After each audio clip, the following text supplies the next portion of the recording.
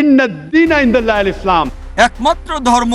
আওয়ামী লীগ সরকারের সময় নানা অভিযোগ তুলে বন্ধ করে দেওয়া হয়েছিল জনপ্রিয় Islamic channel piece TV Bangla. এরপর কেটে গেছে দীর্ঘ ৮ বছর। বাংলাদেশের টেলিভিশন পর্দা থেকে হারিয়ে যাওয়া সেই চ্যানেল আবারও কি ফিরছে? কারণ সম্প্রতি সরকারকে পাঠানো হয়েছে একটি আইনি নোটিশ। চাহিদা একটাই, পিস টিভি বাংলা আবার চালু করতে হবে।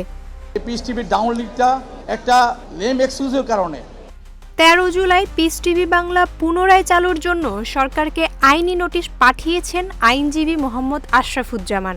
২০১৬ সালের হলি আর্টিজান হামলার পর হামলাকারীদের একজন ডাক্তার জাকির নায়েকের বক্তৃতা দ্বারা উদ্বুদ্ধ এই অভিযোগে তৎকালীন আওয়ামী লীগ সরকার বন্ধ করে দেয় পিস টিভির সম্প্রচার।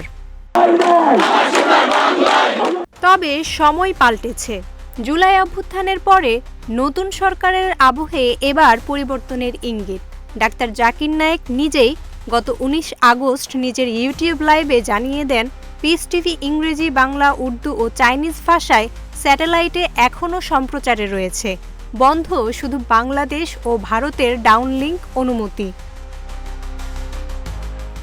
বাংলাদেশের সম্প্রচার প্রসঙ্গে ডাক্তার জাকির নায়েক বলেন, বাংলাদেশে ক্যাবল নেটওয়ার্কে পিস টিভি বন্ধ থাকলেও সেটি চালুর প্রক্রিয়া শুরু হয়েছে।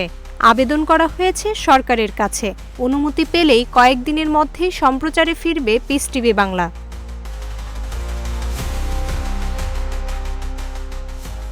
অনেকের জন্য এটি ইসলামী বার্তার কণ্ঠস্বর, আবার অনেকের চোখে এটি আবেগের এক প্ল্যাটফর্ম। তবে প্রশ্ন থেকেই যায়, নতুন বাংলাদেশের পর্দায় কি আবার ফিরছে পিস টিভি বাংলা? জান্নাতুল মাওয়া, অর্পিতা, প্রজন্ম ২৪।